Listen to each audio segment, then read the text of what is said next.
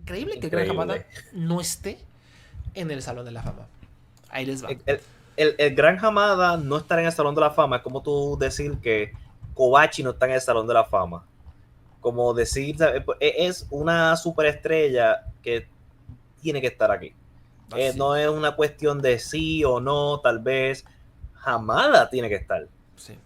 Y el hecho de que la gente que él inspiró o que estuvo, que vino después de él, como Chima y Último Dragón, están adentro y él no, es claramente hay una ignorancia. Así es. Entonces, ahora sí, vénganse mis vidas del toreo. Las convoco porque necesitamos sus votos, ¿no? Gran Hamada, una carrera de más de 40 años. Él debutó en 1972. Todavía por ahí en 2018 tuvo un par de luchas. Lamentablemente ya falleció. Fue el año pasado, fue este año. Eh, pero pues triste porque lo que hablamos de Doral Dixon, ¿no? Él no pudo ver su nombre validado en el Salón de la Fama. Y es alguien que obviamente lo merecía. Entrenó a mucha gente importante, fue grande en Japón, en México, pero principalmente es su influencia. Para los que no sepan, Gran Hamada es el padre de Luchar Esu. Abraham, ¿a ti te gusta ver a Will Ospreay? Sí, A los Young Bucks. me encanta. Esa época de NXT con Johnny Gargano y Andrade y Nakamura. ¿Te gustaba? Me gustaba, sí. ¿Te gusta Ricochet? También. ¿Te gusta AEW en general?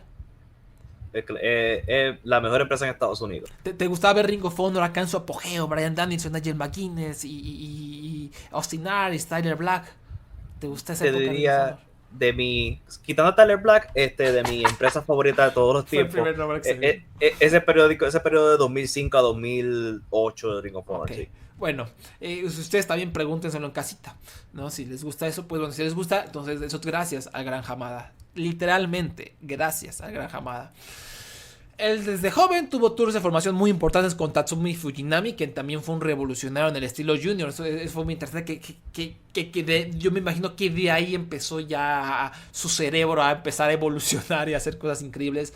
De lo más temprano que tenemos él es de un pietaje que tiene en Twitter Chris Sellner de 1979, en el que él está haciendo equipo con Fujinami. Y justo tú ves allá a Gran Hama y dices, wow, o sea, son 5 o 10 segundos de pietaje y dices, oh, este güey está haciendo algo diferente. O sea, en el 79 hacer eso está como muy loco. Y bueno, en el 75 él comenzó a ir a México, justo cuando fue la creación de la UWA. Importantísimo. Luego se destacó por lo que les decía, era un hombre que dice, güey, ¿qué está haciendo? Él se convirtió rápidamente en una estrella en México, en un tiempo donde el negocio estaba prosperando, tuvo una gran rivalidad con René Guajardo, no tenemos videos lamentablemente. De hecho, justo no tenemos pietaje de Hamada en México realmente porque durante esa época justo estaba prohibido transmitir la lucha libre en Ciudad de México en televisión, ¿no? Una Sí. tristeza. Todo perdido. A él se le acredita uno de los actos más taquilleros en el toreo, en la Plaza de Toros. En el 75, por ejemplo, estuvo presente ante un lleno de más de 13,000 personas. O sea, durante esa época, Hamada, Guajardo, Mendoza estaban haciendo 2 o 3 shows a la semana en el toreo y eran un promedio de alrededor de 10,000 personas pagando boleto. En total, alrededor de 1,000,000 de fanáticos en promedio por año. Algo que, o sea, no tiene precedentes. Era una locura. Y Hamada estaba ahí, mezclado, en la mezcla. Estuvo en el evento estelar de por lo menos 28 shows que tuvieron de taquilla más de 10,000 personas. Yo por lo menos, porque no sabemos con exactitud los datos, no tenemos los datos 100% duros. En julio de 1983, frente a 17,000 fans en el toreo, estuvo en esta lucha histórica con el Canek, Perro Aguayo, contra Gran Hamada y Hulk Hogan. O sea, imagínense. Muchacho. O sea, y el haberse ganado así rápido el corazón de México, en un país tan racista como lo somos, igual habla de lo espectacular que era. Tuvo grandes luchas contra René Guajardo. Esa en aquella ocasión del 76 fue votada como la mejor, la lucha del año por la prensa mexicana. Y de vuelta en Japón, entonces en México ya con México a lo mejor tendríamos para meterlo al Salón de la Fama. Pero ¿por qué se destacaba ahí, no? Había algo ahí, estaba ahí evolucionado. Trajo este estilo japonés a México. Y ahí fue como una experimentación tremenda que se trajo de vuelta a Japón. Cuando él regresó a Japón era un periodo caótico donde todavía no llegaba el boom independiente. Había como unos bajones, empezaba a asomarse el pinche inoquismo, ¿no? El experimentar con el shoot. Y entre este desmadre Hamada estuvo en el surgimiento de FMW, que al rato hablamos un poco más de FMW con Hayabusa. Pero hubo ahí unos malentendidos, un problema en un hotel, de que hubo sangre y un desmadre con este Onita. Y Hisashi Shinma, quien era un gran promotor, quien era el compañero de negocios de Inoki, él ya era muy compa de Gran Hamada y se los llevaron y Shinma lanzó junto a él Universal Wrestling Federation, UWF, en 1990 con Hamada como booker. La idea principal era traer a lucha libre mexicana, traer a banda de México acá a Japón. Se lanzó en marzo ante un lleno total en 1990. Gente como El Hijo del Santo, Perro Aguayo, Negro Caso estuvieron en el primer tour. Y fue un éxito, ¿no? Porque atraer la auténtica lucha libre, la experiencia de la lucha libre mexicana a un país que no había tenido a lo mejor tanta lucha mexicana desde Dos Caras, desde Mil Máscaras. Entonces fue como esta cosa increíble, nueva, fresca, digámoslo así. Y la cosa... Una cosa aquí interesante. Y les estoy contando la historia de Gran Hamada para que poco a poco se vayan dando cuenta de cómo fue cambiando al mundo de la lucha libre, cómo fue cambiando la industria. En esos primeros tours Gran Hamada metió a esta gente en las undercards a talentos japoneses hambrientos, novedosos, interesantes. Estamos hablando de Gedo, de Yado, de Jinsei Shizaki, de Dick Togo, de Kaz Hayashi, de Taka Michinoku, del gran Sasuke de Super Delfín y de un vato llamado El Último Dragón. Esta gente empezando. Ajá. Gran Hamada, además, como entrenador prácticamente él estaba en ese periodo, sí. Tenía el ojo. ¿Sabes? Eso no todo el mundo lo tiene. Exactamente. Y los fue impulsando. Entonces, ¿qué pasa? Que entonces él, mientras en las estelares tenía estas grandes luchas al estilo lucha libre mexicana, ¿no? Estelaristas mexicanos, lucha libre mexicana con Gran Hamada por ahí. Los undercards estaba lleno de esta gente, de estos vatos increíbles, ¿no? Por decir, voy a hacer una comparación medio boba, pero lo que pasó unos meses, años con los cruceros en WCW que fueron como, se sintieron como una revolución, ¿no? Acá era esto, como wow, ve a estos jóvenes talentosos en las undercards japoneses. Era como una placa de Petri, cabrón, donde estaba como experimentando, donde estaba cultivando algo bien cabrón. O sea, toda esta gente, aunque ustedes a lo mejor digan, que no fueron tantos grandes luchadores, pero no es que a lo mejor hayan sido grandes luchadores, algunos de ellos sí, pero también fueron grandes mentes. O sea, Gedo, Yado, Taka Michinoku, que es uno de los vatos con un ojo cabroncísimo para encontrar talento. El gran Sasuke, al rato hablamos un poco más de él. De Último Dragón, por supuesto. O sea, fueron grandes mentes. Fue un periodo... Dragon Gate existe porque este hombre existió. Así es. O sea, ya voy, Abraham, ya me lo spoil. Gracias por el spoiler, Abraham. Pero bueno, en noviembre del 91 se llevó la primera gran lucha de tríos. O sea, fue la primera gran lucha de tríos que mezclaba esta explosión de velocidad y espectacularidad de la lucha libre con el progreso, entonces el luchareso, digamos así. Fue Hamada, Sasuke y Delfín contra Wagner Jr., Tejano y Silver King. Fue un estilo que eventualmente explotó en Michinoku Pro Wrestling, donde exactamente ese tipo de lucha fue como lo que hizo popular a esa empresa. Pero el estudiante estrella de Gran Hamada era un tal Yoshinari Asai, conocido mejor como Último Dragón, que él ya se había convertido en estrella en México, que ya comenzaba a popularizarse, ya el contrato caliente cuando ya comenzó a popularizarse la lucha independiente en Japón. Y bueno, Hamada y Shunma lo querían, traérselo y todo eso. Lo lograron, se convirtió en el MVP, era como el mejor luchador, el Will Ospreay de Universal. Pero, como él pasó eventualmente en Dragon Gate, el Último Dragón, comenzó ahí con disputas, que él es la mejor estrella, pero a lo mejor no le pagan lo suficiente. Además de que él estaba a último trayendo a nuevos jóvenes y no recibía nada a cambio. Y en ese momento, justo en ese momento, se le quitó el veto televisivo a la lucha en Ciudad de México. Entonces, Dijo Antonio Peña, otra vez, el genio Antonio Peña dijo, cabrón, tú bien para acá. Se llevó a Asai, a Último Dragón. Bueno, se llevó a Asai, a Yoshinari Asai. Y él, Antonio Peña, le puso el gimmick, el personaje de Último Dragón, ¿no? O sea, pinche Peña. O sea, parece que estoy más encombrando a Peña que cualquier otra persona de estos candidatos, pero bueno. Él ya está él ya está. Sí.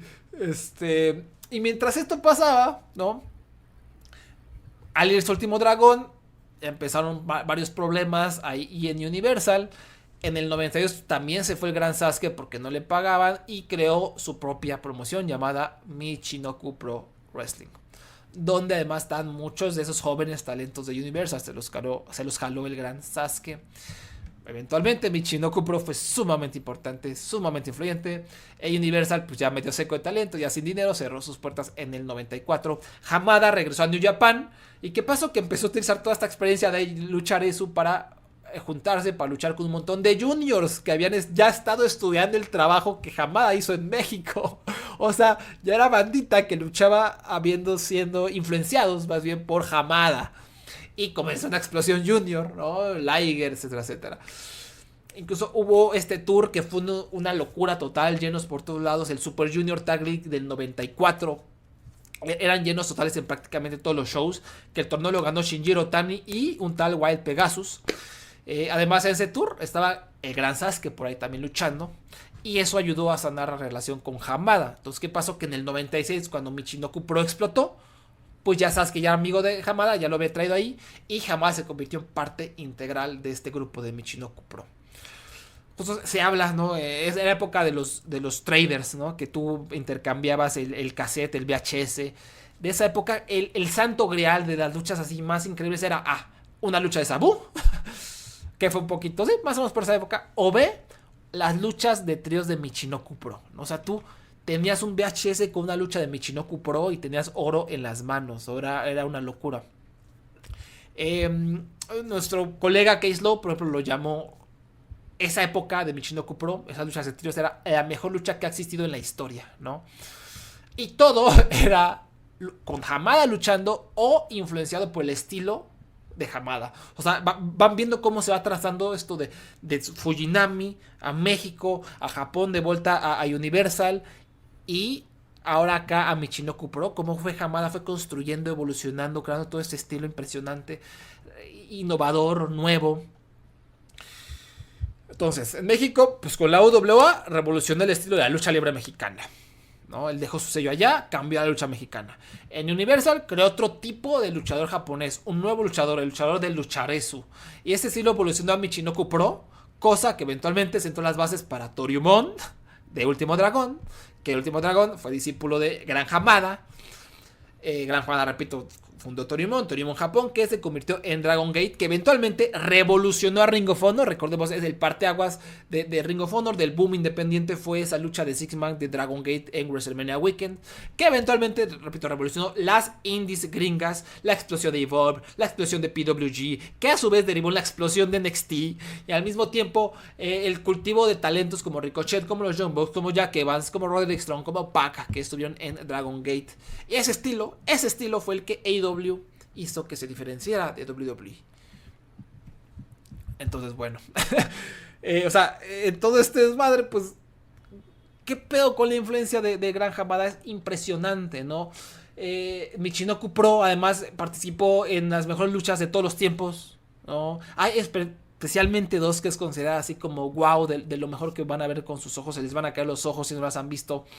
Es de 1996 y luego hubo una revancha en diciembre del 96, si no me recuerdo. Dick Togo, Mensteyo, Shiryu, Shoji Funaki y Taka Michinoku contra el Gran Hamada, Gran Aniwa, Masato Yakujishi, Super Delfín y Tiger Mask. El 10 de octubre del 96. Increíble, aún mejor la revancha, que es la misma alineación que les dije, menos en vez de Tiger Mask lo sustituimos con el Gran Sasuke, ¿no? Igual nuestro amigo Case Low la llamó el Magnum Opus del Lucharesu. Búsquenla, véanla, está por ahí en internet. Fenomenal. Es fácil de conseguir. Sí, facilísimo. Diciembre de 1996, Michinoku Pro.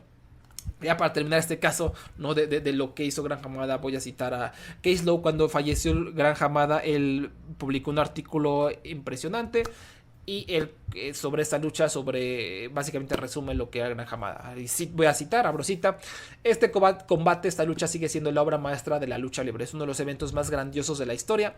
En 2025 la lucha libre está plagada de luchadores que creen que están haciendo lo mismo. Sin embargo, nadie está haciendo lo que esos tipos hicieron.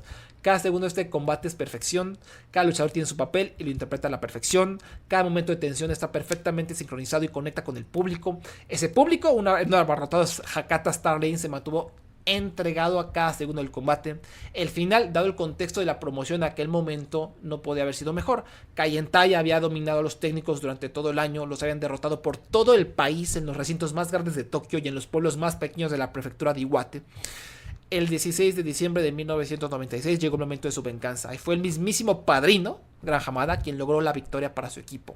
Aunque la carrera de Hamada continuaría mucho más allá de este combate, aquello se sintió como la despedida de John Elway con una victoria en el Super Bowl. En esencia fue el canto del cisne de Hamada en la lucha libre profesional. Ahí lo tienen. Creo que dejé el caso muy claro. Lo que vemos en la tele, lo que vemos en México, en Japón, en la región que tú quieras, es influenciado de alguna manera por el Gran Hamada. Que topen, él estuvo en la región de Japón durante años y se cayó, ¿no? Se terminó cayendo del 98 al 2014. Increíble, ¿no? Increíble. Se quedaba 10%, 24, 30, o sea, qué oso. Regresó apenas al año pasado. Mercer lo metió ahora a México a ver si pega y está en 43%. Entonces, híjole, o sea, aquí es donde uno se pregunta, o sea, ¿qué está haciendo los votantes? No están investigando, no saben qué están haciendo, no saben quién los influenció, si son luchadores, qué está pasando. O sea, esa gente que votó por la Parca, qué verga, ¿por qué no está votando por Gran Hamada? Esa gente que ese 29%, si tú votaste por Hijo de Santo y Octagon y no votaste por Gran Hamada, qué pedo. Entonces, pues ahí está, no sé, algo que agregar, Abraham. No, es que como que yo me pongo a pensar cómo este hombre todavía no está ahí. Sí. Y la única lógica que se me ocurre, que no es lógica, es que muchos de los votantes piensen que como está Último Dragón, ese era como que posiblemente la exposición más grande de luchar eso. Ándale. Y esa es mi única lógica, porque la Último Dragón tuvo la fama de televisión estadounidense. Y también estamos hablando que ahora es que se está expandiendo esta línea de votantes. Por ejemplo, incluyendo, por ejemplo, como Wally y yo, que se está expandiendo, y hemos visto también en el mismo Voices of Wrestling que tenemos gente de diferentes áreas del mundo recibiendo papeletas. Así que yo creo que también él se pudo haber caído en Japón por falta de conocimiento, porque él puede ser que el grupo de votantes estaba más centrado en Estados Unidos y veían, tal vez tener la idea de que Último Dragón ya entró, ¿por qué hay que meter a Gran Hamada? Sin tener en cuenta de que Hamada ese es lo único que se me ocurre. Idioteces gringa. Sí. Es la única razón porque yo pienso, porque este hombre es, ¿sabes? La única razón por qué Meltzer no lo entró fue porque el Hall of Fame lo crearon en el 96 y pues todavía estaba activo. Es la única, porque si no, este es el tipo de luchador que tú entras inmediatamente al Salón de la Fama. Sí. O sea, y lo que le decía, ¿verdad? Qué triste que falleció y pues no, a lo mejor no fue como, oígale, entró al Salón de la Fama. O sea, no, que infame totalmente. O sea, Shinsuke Nakamura está en el Salón de la Fama, Roman Reigns está en el Salón de la Fama y no está el Gran Hamada, háganme el favor. O sea, es una cosa como para quitarle el prestigio a todo el pinche Salón de la Fama, esos datos que les acabo de dar, ¿no? O sea, ¿qué onda?